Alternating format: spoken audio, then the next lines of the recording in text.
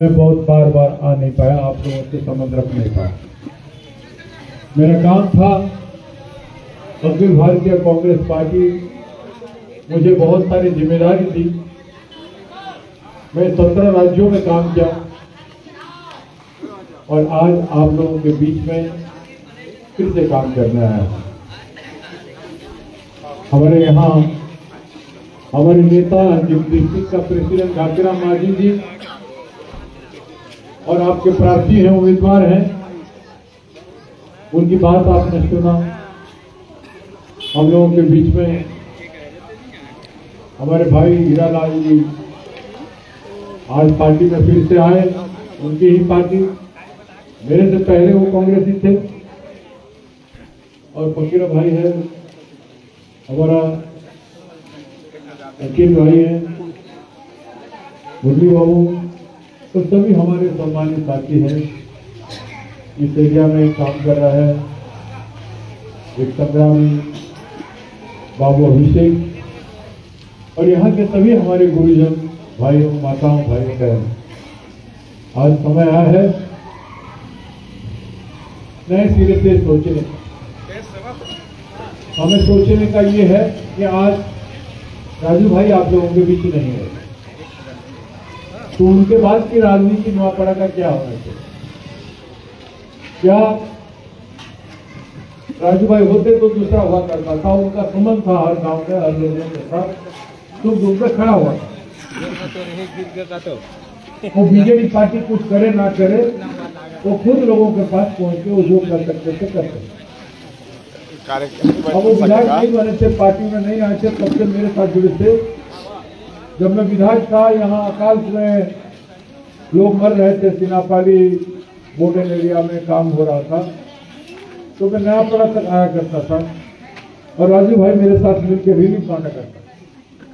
जब वो पॉलिटिक्स में नेता, लोगों को कपड़ा, चावल, खाना बना के भी हम लोग दिया करते। एक अच्छा इंसान था, सीखा भी हमने से, मेरे से संपर्क उनका बनाए रखते थे वो। क्योंकि उनका चले जाने के बाद लगातार कांग्रेस पार्टी क्योंकि पहले से हारता आया है और बीच में भारतीय जनता पार्टी जीता, बसंत बाबू जीते, एमएलए बने, एमपी बने, लेकिन लोगों का कोई काम कर नहीं पाया। लोगों से संबंध भी नहीं रखता। भारतीय जनता पार्टी में कोई उम्मीदवार ही मिला नहीं, सब उनको एमएलए। लेकिन दुख की बात है कि उनका बेटा, उनका पिताजी का आदर्श को छोड़ दे, उनका पिताजी का रास्ते पे नहीं कर। राजनीति असूल होता है, बाप गुजर गए, चंद पल नहीं हुआ, आपको उठा के ले गए या किडनैप कर लिए, तो आपको अपना पद, अपना जमीन को रखना था। तो वो एक सवाल है कि क्या भारतीय जनता पार्टी जब आज विफल है और बीजू जनता दल 25 साल से विफल है, तो आपको परिवर्तन नहीं होना चाहिए? जो कांग्रेस देश को पढ़ा के बड़ा क्या इंसान बनाया, तो वो कांग्रेस पार्टी को इतना दूर, इतना साल तक छोड़ देगा तो ठीक नहीं। ठीक है, बीच में नेता लोग अच्छा नहीं थे, उम्मीदवार जो बने अच्छा नहीं थे, आप लोगों से संबंध ठीक से रख नहीं पाए थे, लेकिन आज तो मैं फिर से उड़ीसा वापस आया। उड़ीसा में सरकार बनाने के लिए, कांग्रेस बनाने के लिए मुझे जिम्मेदारी कांग्रेस पार्टी ने दिया है।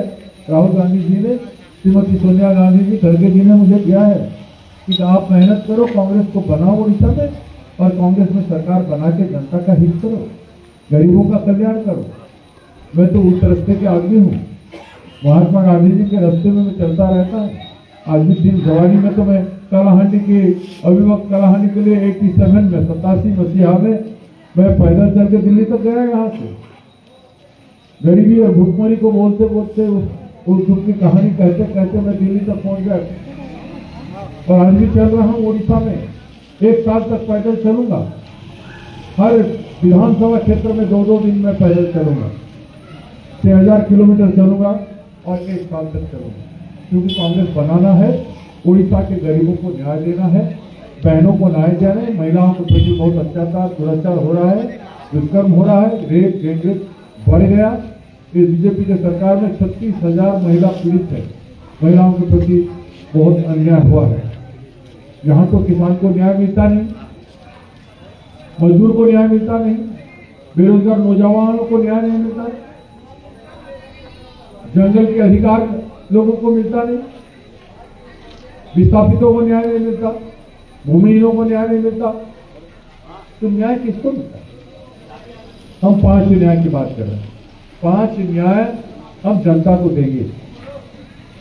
इससे पहले घासीराम के प्रति अगर न्याय होगा तो 5 न्याय मिलेगा। अगर घासीराम को 5 चुनाव लड़े, उनको न्याय नहीं मिल पाया, तो अब मिलना चाहिए कि नहीं? मैं आप लोगों से पूछता हूँ, मिलना चाहिए ना? तो इसलिए घासीराम को न्याय मिलेगा तो राज्य में कांग्रेस का सरकार होगा। खाली घासीराम नहीं जीतेगा, इसमें भक्तराम भी जीतेगा। मेरा सर ऊंचा होगा पूरा उड़ीसा में। मैं भी आपका बेटा हूँ। इस भूमि का संतान उड़ीसा का नेतृत्व लिया है कांग्रेस पार्टी का, और जब कांग्रेस पार्टी यहां जीतेंगे तो ओडिशा जीतेंगे और कांग्रेस सरकार बनाएगा। इस चुनाव का महत्व वो है, इस चुनाव का महत्व। बाकी बीजेडी जीतेगा तो 25 साल तो सत्ता कर चुके थे, नया कुछ होगा नहीं। बीजेपी तो सरकार में है तो नया कुछ होगा नहीं। घासीराम आज जीतेगा, विधानसभा में गला पकड़ेगा मुख्यमंत्री का। बोले थे ना 1100 करोड़ रुपए, तो अभी नहीं दोगे तो मैं चुप नहीं बैठूंगा, ये कहेगा, क्रोध कहेगा जब तक नहीं है। और घासीराम माझी में वो औलाद है, वो हिम्मत है, तो ताकत से घासीराम माझी तक कोई पार। क्यों घासीराम माझी झूठा लोग नहीं, अन्याय विरुद्ध सदावे करवा, तो उसको न्याय मांगने में आया हूं आपके पास। मैं इसलिए आया हूं कि ये मेरा प्रेसिडेंट बनने के बाद पहला चुनाव है उड़ीसा में। इस चुनाव हम जीतेंगे तो न्याय जीतेगा, सत्य जीतेगा, धर्म जीतेगा, और आने वाले दिनों में उड़ीसा में धर्म की स्थापना होगा। बीजेपी पार्टी की स्लोगान की तरह नहीं, वास्तव में कांग्रेस जब सरकार आएगा तो गरीबों को, किसानों को, मजदूरों को, महिलाओं को, सबको पावर मिलेगा। लोगों की इच्छा के अनुरूप सरकार चलेगा। राज्य की सरकार आपके इच्छा के अनुसार चलेगा, उनके हिसाब से आप नहीं चलेंगे। क्योंकि वही कहते हैं सच्चा लोकतंत्र, सच्चा पीपुल्स राज, जनता का राज, वो हम लाना चाहते हैं। वोट चोरों को वोट देंगे तो कैसे हो? तो वोट चोरी करते हैं, ये तो राहुल गांधी जी ने प्रमाण कर दिया। अच्छा, बीजेडी का 50 एमएलए बीजेडी का जीते और एक एमपी नहीं जीता। हमारा 14 एमएलए जीते, एक एमपी कैसे जीता? 2009 में मैं आपका एमपी बना था कि नहीं? तो 5 एमपी हम जीते थे। एमएलए जितने जीते थे 27 एमएलए में हम 5 एमपी बने थे। ये 50 एमएलए में 9-10 तो बनना चाहिए था, एक भी क्यों नहीं हुआ भाई? उसको कहते हैं वोट चोरी हो। पार्लियामेंट चुनाव के लिए वोट को चोरी करके बीजेपी ले गया, और वो भी बीजेडी के जानबूझ में, बीजेडी जानबूझ करके वो मान गया। अभी जैसे कैंडिडेट चोरी हो गया, और बीजेडी क्या बोल रहा है, हमारा कैंडिडेट को चोरी करके ले गए। आपने चोरी होने दिया, आपने कैंडिडेट चोरी होने दिया। जिस तरह से आप वोट चोरी होने दिए थे पार्लियामेंट चुनाव में, इस तरह से आपकी मजबूरी क्या था, आपकी कमजोरी क्या है, आपके खिलाफ सीबीआई है या ईडी है या आईटी है या कौन सा दफा है जो आप वोट को चोरी करके उनको दे देते हो, कैंडिडेट को भी चोरी करके दे देते हो? फिर कैसे होगा?